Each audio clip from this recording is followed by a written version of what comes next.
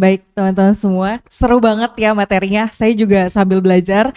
Ini pertama kalinya juga saya berada di kelas seperti ini karena sebelum-sebelumnya saya backgroundnya di pemerintahan. Jadi memang ini pertemuan pertama di kelas seperti ini dan bertatap muka secara langsung. Bahkan tadi ada sebuah metode, kemudian ada singkatan dari salam itu sendiri dan sekarang kita buka sesi pertanyaan. Ada 3 penanya. Baik ya, dimulai dari ibunya atas nama Bu Iva.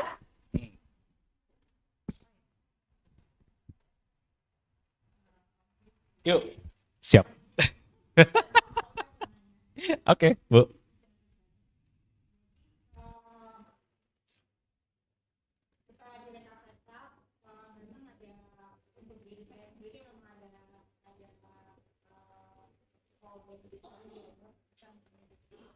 Hmm.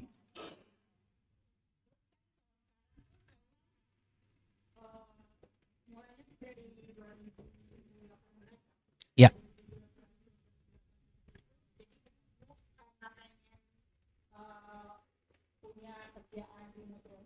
ya.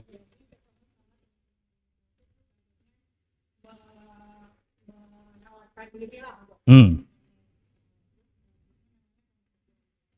Ya,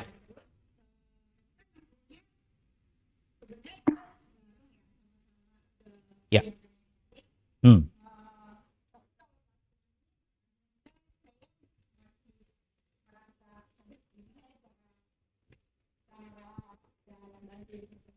Hmm.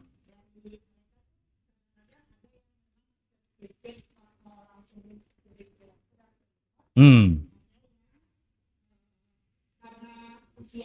Ya,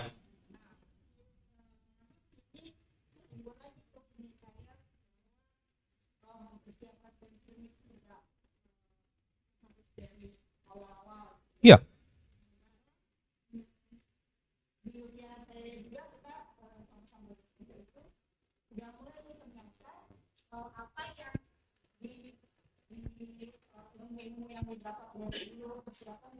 Hmm. Iya, kebanyakan percuma.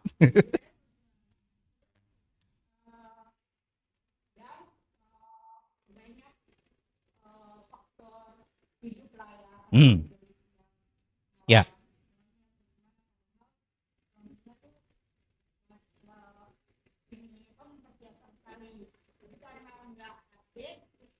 Hmm. Ya.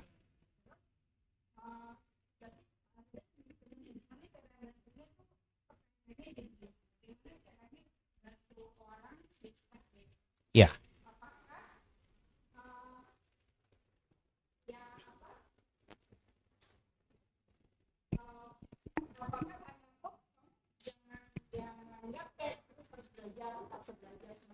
Hmm. Iya, betul.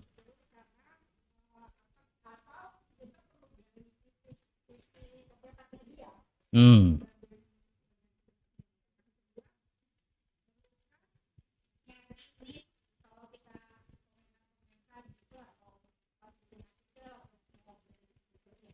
Iya. Hmm. Iya. Hmm. Hmm. Hmm. Iya, iya, iya, betul, betul, betul. Oke, terima kasih Mbak Iva. Saya jawab pertanyaan kedua dulu ya. Itu pertanyaan kedua, apakah kita harus mencari niche atau kontroversi? On some degree, ya, somehow itu betul. Ya, kalau kita mau traksinya cepat naik, itu kita biasanya mengeluarkan pernyataan-pernyataan yang kontroversial, ya, yang berani bahkan gitu. Tapi memang ini tidak bisa dilakukan semua orang. Karena apa?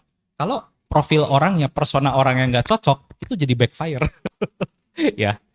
Jadi dia tidak bisa menghandle kontroversi yang diciptakannya sendiri, itu bahaya. Gitu. Jadi memang paling aman itu adalah stay low key gitu ya, tapi konsisten. Itu sudah paling aman.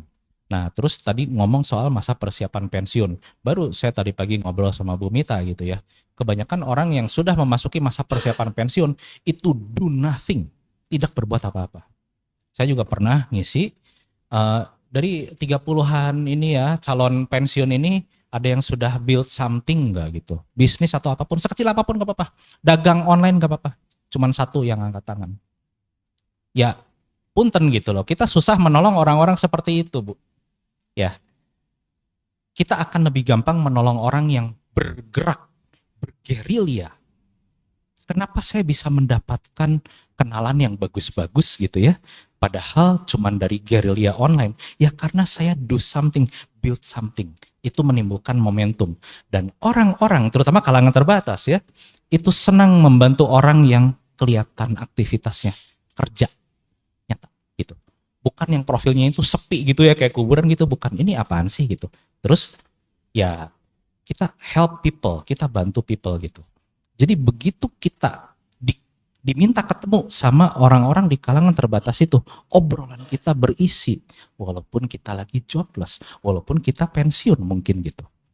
Jadi memang gitu, Mbak Iva. Keinginan kita untuk menolong banyak orang itu bagus, ya. Saya juga berangkat dari situ. Tapi sadarlah bahwa ada limit, ya. Nggak semua orang bisa ditolong, ya. We cannot save everyone. Dan balik lagi ke prinsip Pareto. Dari 10 orang yang menyatakan ingin kita bantu, hanya akan ada 1-2 orang yang do the job. Gitu. Ya. Jadi kita harus damai melepaskan energi kita dari rasa bersalah. Tidak bisa membantu orang-orang yang sebenarnya tidak layak dibantu gitu. Ya. Lepaskan. Forgive them. Kita bantu yang bisa dibantu. Seperti halnya saya forgive orang-orang yang saya blok. Ya, nggak ada baper-baperan, nggak ada dendam. Kalau ketemu di dunia nyata, yang saya blok itu masih say hi gitu ya. Tapi lu jangan urusan sama gue di LinkedIn gitu. Ya, itu energinya udah beda gitu Bu, ya kan. Jadi forgive them, ya kan. Forgive ourselves, nggak bisa nolong semua orang. Ya Tuhan aja nggak bisa nolong semua manusia, ya nggak. Gitu. Yang tidak tertolong masuk neraka. Ya apalagi kita manusia biasa Bu. Ya, jadi kita hanya fokus menolong kepada mereka yang emang mengulurkan tangannya dan mau melakukan pekerjaannya. Semoga menjawab. Ya, silakan.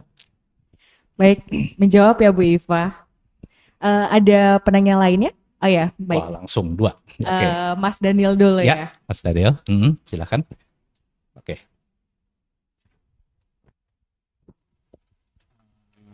Selamat siang Om Pit. Ya, terima kasih banyak selamat siang atas sharing sessionnya yang luar biasa.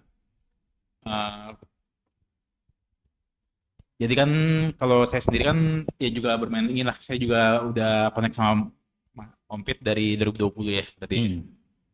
Cuman saya merasa kayak semacam saya nggak punya personal branding yang kuat gitu. Ya. Jadi ya saya coba-coba posting yang ilmu saya sekarang kebetulan lagi ambil S2 juga. Saya ya ilmu yang itu saya coba sharing lah. Cuman ya saya merasa kok masih agak ngambang gitu loh, misalnya dalam arti saya nggak punya personal branding yang kayak Om Pit kan udah ada kayak sober itu kan udah ada personal branding sendiri kan gitu ya. Iya. Nah itu kalau kita namanya apa nyoba-nyoba dulu, maksudnya dalam arti apakah kita perlu coba-coba dulu jadi A, B, C, D, E gitu atau dalam arti yuk kita fokus satu aja deh yang biar lebih fokus lagi kayak gitu. Ya. Terus yang ini pertanyaan saya yang kedua sih, satu lagi ini sih. Kalau personal branding butuh nggak sih Pak? Nah, butuh nggak sih kayak semacam Om Pitnya punya istilah sendiri lah, kayak sober, terus yang tadi yang apa salam? Ya salam yang kayak gitu-gitu. Itu butuh nggak sih? Berarti biar orang tuh mengenal ini yang pembuatnya si Om Pit gitu. Itu sih Pak. Ya, pertanyaan bagus. Saya jawab dulu dari Pak Daniel. Apakah kita perlu istilah atau singkatan atau akronim gitu ya, ya tagline gitu, perlu nggak perlu sih Pak? Ya saya bilang perlu nggak perlu. Kenapa saya akhirnya bikin sober gitu ya? Itu saya udah 3 kali ganti. Tadinya itu here, terus sets, terus sober gitu. Ya itu sebenarnya karena suka-suka saya aja gitu. Ya kan orang jadi gampang inget, itu betul. Tapi sebenarnya itu cuman pembuka pintu. Ya. Begitu orang sudah ngebuka pintu dan let's say ngajakin kita ketemu, itu adalah proses alignment, sinkronisasi, ya. Yang kita katakan di artikel itu align nggak sama dunia nyatanya gitu ya kan? Sebenarnya itu lebih penting, Pak. Jadi buat saya kepada semua teman-teman itu sama sarannya, nggak apa-apa, itu bisa nanti ya. Istilah branding itu bisa nanti. Yang paling penting itu adalah aktivitas dulu. Komen, komen. Ya, berkunjung ke artikel orang lain. Nggak apa-apa, random dulu nggak apa-apa. Nanti lama-lama kita spesifik pilih yang artikel yang sesuai bidang kita gitu ya, terus komen. Gitu. Itu nanti kita akan dibantu algoritma. Pasti. Ya. Nah, setelah naik algoritma kita baru bikin brand. Itu membantu. Nah, perihal personal brand ya, Pak Daniel, itu sesi panjang tersendiri berjam-jam. saya itu belasan modul itu ya kan. Nanti itu mungkin di seminar berikutnya ya akan saya bahas. Ya, terima kasih Pak Daniel. Ya, Terakhir. pertanyaan berikutnya silakan Ibu. Halo, Halo, Ompit. halo Ibu. Ibu Sebetulnya berdiri kali ya, nggak enak Ompit berdiri. Terima kasih Ompit dan teman-teman di sini semua. Sebelumnya tadi saya kaget sih karena saya kenal dengan beliau itu masih fresh. Kok sekarang ubahnya banyak gitu ya. Ya, terima kasih. Jadi kayaknya kita kenal di salah satu komunitas ya waktu itu. Ini quite interesting Ompit. Saya catat beberapa hal. Mohon maaf ya suaranya lagi. Ya, lagi Begitu. musim sakit Bu memang. Betul. Jadi di sini kan tadi bahas mengenai circle. Ya. Dan kalau bahas mengenai networkingnya Ompit itu kita nggak usah komplain ya. Saya nggak ada apa-apanya karena saya cuman repost aja hobinya. Oke. Di sini kan ada circle-nya, ada circle of control, influence, sama concern tuh. Ya.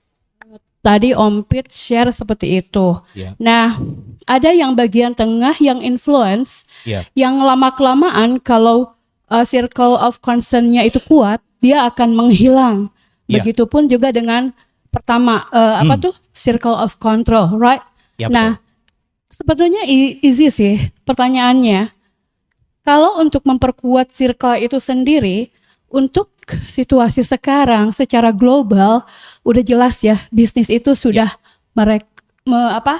ada efeknya ke bisnis-bisnis perusahaan yang utamanya corporate dan startup. Betul. Nah, langkah apa sih yang harus kita selaku pencari kerja fokusnya kemana sih concernnya Ompit antara tiga itu? Kita harus kemana sih? Itu aja sih pertanyaan saya. Terima kasih. Ya, ini pertanyaan bagus banget ya. Terima kasih Bu Ella. Ini pertanyaan bagus banget.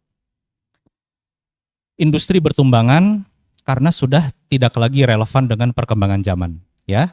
Dan berbagai sebab lain ya, saya tidak berhak menghakimi. Tapi satu hal yang pasti, kita bisa bermanuver dalam hal mempelajari sesuatu. Ya, saya beri contoh, ini pengalaman saya nyata sendiri. Oke, waktu kantor saya terkena akibat dari kebijakan pemerintah, ya, yang menutup ekspor produk yang kantor saya tangani, itu saya jadi banyak di rumah, ya, aktivitas berkurang. Ya, untungnya gaji tetap jalan, tapi saya tetap merasa nggak nyaman. Ya, makan gaji buta itu nggak nyaman. Akhirnya apa? Saya buka-buka YouTube gitu ya. Ini apa sih yang bisa saya pelajari hal baru gitu. Akhirnya lewatlah ya beberapa tokoh di dunia investasi Bitcoin dan kripto. Ya, tenang aja saya nggak akan promosi ya. Tapi ini lagi cerita, oke? Saya pelajari tuh, ini apa blockchain, apa Web3. Ini apa decentralized finance? Itu istilah Gen Z kan, ya, yang biasanya di usia sesaya ini udah malas mempelajari, gitu. Saya pelajari tuh blockchain itu apa, Web3 itu apa, setengah mati sih, karena itu IT banget ya, terus teknologi banget gitu. Tapi saya berusaha pelajari. Oke, setelah tahu mapping anatominya dan taksonomi ilmunya, baru saya bisa menyempit. Cryptocurrency, set, ya. Jadi saya tahu nih, Bitcoin ini apa, XRP ini apa gitu loh. Apa bedanya sama saham? Kurang lebih saya tahu, ya, karena saya sebelumnya udah pernah main saham juga. Terus saya beberapa kali komen tuh di LinkedIn ya kan, soal investasi, soal apa gitu. Langsung saya dapat undangan ke komunitas kripto itu. Dan orang-orangnya orang baru semua. Nggak ada orang HR, nggak ada orang training, nggak ada orang LinkedIn bahkan. bener-bener baru. Disitulah obrolannya berbeda levelnya. Investasi lah, leverage lah, spot lah, wah istilah-istilah yang aneh. Nah, dari situ apa yang saya simpulkan ya Bu Ella? Selama kita mau berusaha mengikuti maunya zaman, nggak usah khawatir. Ya, begitu kita sudah cukup jam terbangnya, semesta itu akan memberi kita kesempatan dengan sendirinya. Saya nggak nyari undangan loh, ya. Saya nggak coba soal kerap dengan komunitas kripto loh, ya kan? Karena saya asing, saya merasa masih newbie gitu, ya. Tapi undangan itu langsung datang. Ketika jam terbang pembelajaran saya sudah cukup ya, semesta itu langsung menjawab, gitu Bu, ya. Jadi kita harus mengikuti apa yang di masa depan itu laku. Misalnya apa? Ya itu tadi ya, blockchain, cryptocurrency, biotech, ya. Terus AI sudah pasti, ya. Tapi AI yang seperti apa kan ini luas. Nah ini kita kan harus pelajari dulu taksonomi dan anatominya. Baru kita nanti bisa menjurus, oh AI yang khusus itu. Ah gitu kan. Kita jadi nggak overwhelming mempelajarinya gitu. Saya juga sampai sekarang nggak ngerti Web3 itu apa. Tapi it's okay. Yang penting saya ngerti salah satu komponennya. Set. Itu aja sudah membuat saya bisa masuk ke circle berbeda gitu. Ya, bukan circle yang lama gitu, Bu Ella. Jadi sebenarnya nggak usah khawatir, termasuk tadi menjawab juga pertanyaan yang Mbak Iva ya gitu. Ya kita memang usia sudah senior ya, tapi coba kita pelajari yang di masa depan itu akan jadi perbincangan hangat. Waduh saya gaptek nggak ngerti teknologi, apa itu Web3 apaan nggak ngerti. Ya udah, apalagi renewable energy ya, atau teknologi pangan masa depan. Pelajari itu, kan nggak terlalu jelimet teknologi gitu ya. Renewable energy itu apa? Oh ada banyak macamnya, set gitu ya. Nah kita pilih berdasarkan minat. Oh saya seneng nih daur ulang plastik misalnya, set. Plastik jadi bensin, set gitu. Jadi memang prinsip kita belajar itu supaya nggak overwhelming dan kita tahu apa yang akan mengarah kemana. Yaitu kita ketahui dulu taksonomi dan anatominya dulu besarnya. Ya, renewable energy ini tuh apa? Apa aja? Oh, waste management segala gitu. Oke, waste management menarik. Set. Ada macam-macam nih. Ada plastik, ada kain, ada minyak, dan lain sebagainya. Set. Nah, kita pilih yang pas. Di situ itu membantu akselerasi proses belajar, ya, Bu. Dan percayalah, ketika kita lakukan itu konsisten, semesta akan menjawab dengan sendirinya. Peluang itu datang, menghampiri kita. Karena energi kita sudah align dengan maunya zaman dan semesta. Semoga menjawab. Ya, terima kasih. Baik, rekan-rekan, kita cukupin dulu pertanyaan yang ada di ruang kelas ini karena ada juga pertanyaan dari teman-teman kita di Zoom. Ya. Ada dari Mas Ruli, ada 3 pertanyaan langsung. Waduh. Yang pertama adalah bagaimana tren pasar kerja era global saat ini mempengaruhi peluang kerja bagi profesional di Indonesia? Kedua adalah keterampilan apa yang paling dibutuhkan untuk persaingan di pasar kerja global? Ya. Yang ketiga adalah apa tantangan terbesar bagi pencari kerja di era globalisasi digital seperti sekarang? Pertanyaan bagus. Ya. Pertanyaan pertama itu adalah Tren pasar. Bagaimana tren pasar kerja global saat ini mempengaruhi peluang kerja? Tren pasar remote working. Dah nggak ada yang lain. Pasar tenaga kerja Indonesia itu terrible, Bapak Ibu sekalian. Tadi sudah saya lukiskan ya. Kita percuma komplain. Kecuali kita sudah terbiasa berurusan sama decision maker. Ya, makanya ini yang saya tadi obrolkan, ya enggak? Saya bukan tipe yang fasih banget remote working. Yesus ngomong Inggris itu bukan. Ya, nah saya lebih baik milih urusan sama decision maker lokal, gitu ya. Nah tapi teman-teman Gen Z ini kan banyak yang pintar-pintar banget, gitu. Kenapa masih harus berdesakan nyari kerja gitu? Di sini. Padahal udah jelas susah. Remote working lah. Nah, maka dari itu, keterampilan yang dibutuhkan itu adalah number one, bahasa Inggris itu sudah pasti ya, wajib. Bahasa Inggris conversation level, ya. Please. Dan sekarang belajar bahasa Inggris bisa online, gratis. Ya. Tadi saya cerita belajar berapa bulan, berapa ribu jam tayang, itu aja sudah langsung menghasilkan undangan ke komunitas baru. Apalagi kalau kita fokus ke misalnya bahasa Inggris atau bahasa asing lain gitu ya. Terus kita rajin remote working nyari peluangnya gitu ya. itu sudah pasti dapat. Remote working itu unlimited. Anak saya baru lulus sarjana, saya sudah langsung remote working aja, cari. Ya, ngapain sekarang susah-susah berdesakan gitu ya. Maaf nih, cuman gaji UMR gitu ya, nanti harus ngekos segala, yang ada nombok gitu. Nah, mungkin pemikiran saya juga pemikiran Gen Z ini gitu. Tapi ya coba di-upgrade gitu dirinya ya gitu. Dan pelajari hal-hal yang tadi ya memang akan menjadi tren di masa depan. Ya, AI, biotech, ya, blockchain, ya, terus penjelajahan luar angkasa. Terus energi, ya. Energi itu juga kan banyak macamnya. Nah, itu pelajari. Jadi sebenarnya Bapak Ibu sekalian, kita ini bukan kekurangan hal yang harus kita pelajari, enggak. Tapi karena kita belum memahami taksonomi dan anatomi besarnya gitu. Jadi kita tuh bingung, ya. Iya, energi itu apa? Batu bara, minyak bumi, itu kan sudah lawas. Ya betul. Nah, renewable energy itu ada apa aja? Dibagi gitu ya. Oh, ada ini nih. Nah, kita pelajari dulu yang kecil ini, set gitu. Jangan mau makan semuanya, overwhelming, kita akan kewalahan gitu, ya. Gitu. Nah, terus gimana pertanyaan ketiga tadi? Yang kedua, keterampilan apa yang dibutuhkan tadi udah. Udah ya, ketiga. Dan yang terakhir adalah apa tantangan terbesar bagi pencari kerja di era globalisasi digital? Tantangannya. Tantangan terbesar ya bersaing dengan AI itu dan robotik. Ini memang mengerikan, saya akui. Dan oleh karenanya, ya, hubungan antar manusia kita harus diperkuat. Ya. Karena apa? Makin sekarang orang-orang rajin bikin konten di LinkedIn, orang-orang itu malah jadi curiga melulu bawaannya, ini AI. Nah, terus kalau misalnya someone out there tertarik sama kita diajak ketemu dong, kopdar. Nah, disitulah proses sinkronisasi. Ini bener gak nih? Kontennya yang dia tulis keren banget ya. Begitu ngobrol, ya ilah zong, kosong. Nah, itu jangan sampai Bapak Ibu sekalian. Maka dari itu saya tetap meminta teman-teman sekalian ya, dimanapun berada, stay true to yourself. Ya, saya datang ke undangan mewah, cuma naik motor, ngomong aja naik motor, cuek aja. Tapi wangi saya, nggak bau jalanan gitu.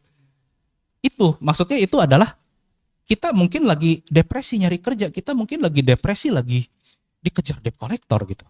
Tapi bukan berarti kita nggak bisa memanage energi kita supaya bisa align dengan orang-orang yang sudah di atas energinya. Bisa, saya sudah buktikan berkali-kali. Dan penawaran itu langsung datang sendiri disodorin ke kita.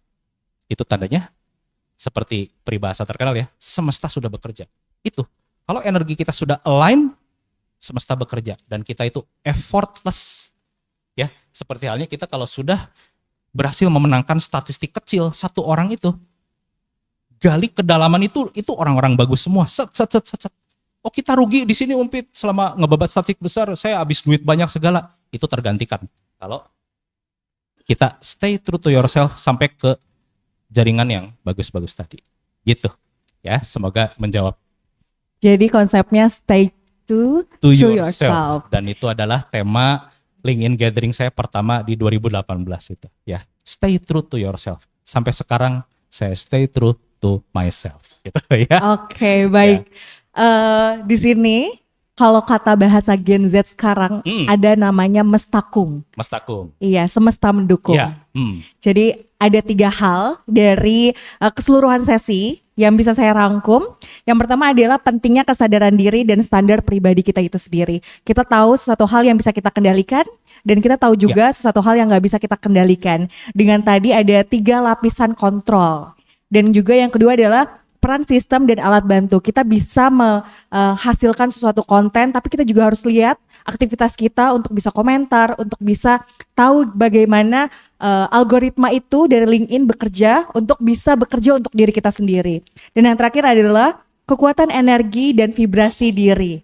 Dan hal itu berkaitan dengan yang tadi, mestakung. Dan itulah terakhir dari sesi dan cara pandang baru kita untuk kita semua tentang pentingnya networking itu sendiri dari sesi materi Om Pit. Terima kasih Om Pit. Tepuk tangan untuk kita semua. Terima kasih. Dan juga yang terakhir